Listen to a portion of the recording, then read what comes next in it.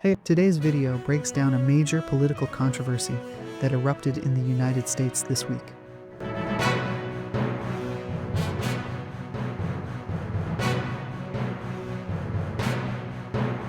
Former President Donald Trump is facing intense criticism from Democratic leaders after he shared social media posts implying that certain Democratic lawmakers were involved in seditious behavior, punishable by death. The comment has triggered a wave of reactions across Washington, the White House, and even the national security community. In this video, I'll explain exactly what happened, why this language is being seen as dangerous, what both sides are saying, and what this could mean for the political climate going forward. So let's get into it.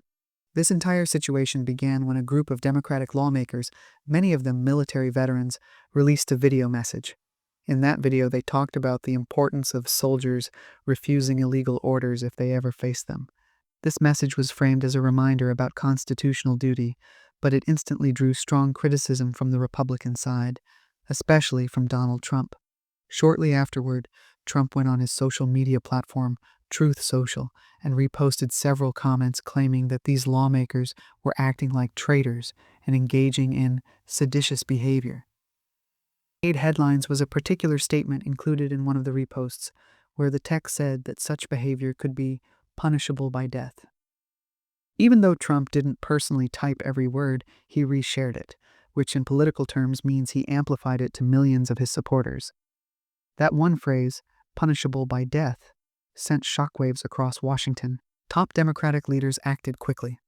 House Democratic leader Hakeem Jeffries, Democratic whip Katherine Clark, and caucus chair Pete Aguilar released a joint statement condemning Trump's action.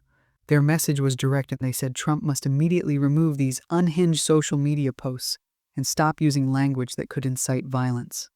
They also said that political violence has no place in America and accused Trump of spreading dangerous rhetoric that puts lawmakers at risk. Other Democratic representatives, especially the ones who served in the military, expressed anger, saying they had dedicated their lives to defending the country, and now they're being publicly labeled in ways that could provoke threats against them. Some even said Trump's language was crossing lines that should never be crossed in a democracy. Section 3. The White House steps in. 440 to 620. The controversy grew so large that the White House had to respond. Press Secretary Karine Jean-Pierre later clarified that President Biden does not want to see any members of Congress harmed or executed. The White House also pointed out that Trump's statements have a long history of escalating tensions, and that such comments can lead to real-world consequences. They emphasized that during a time of rising political violence in America, leaders must be more responsible with their words, especially when referencing punishment, treason, or execution. This clarification was seen as an attempt to calm the situation, but many observers felt the damage had already been done. Section 4. Why this is a big deal, 620 to 830. Now let's talk about why this is such a major story. Number 1. Using the phrase punishable by death in reference to sitting members of Congress is extraordinarily serious. In the United States, capital punishment related to treason or sedition is a rare and extreme legal concept. Bringing it into political debates can make the situation dangerous. Number 2, political violence has increased in recent years in America. Events like the January 6th Capitol attack have heightened fears about heated political rhetoric turning into real action. So when a major political figure, especially one running for office, promotes language that labels opponents as traitors, national security experts start worrying.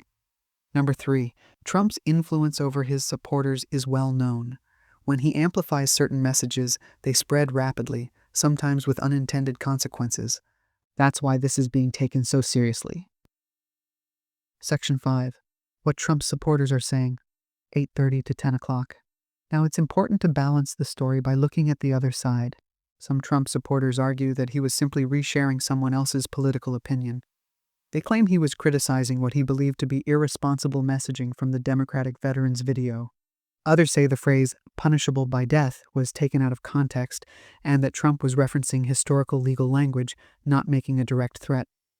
They also argue that political speech, even harsh political speech, is protected under the First Amendment, which guarantees free expression. However, critics argue that political free speech should not include rhetoric that could encourage violence or label lawmakers as enemies of the state.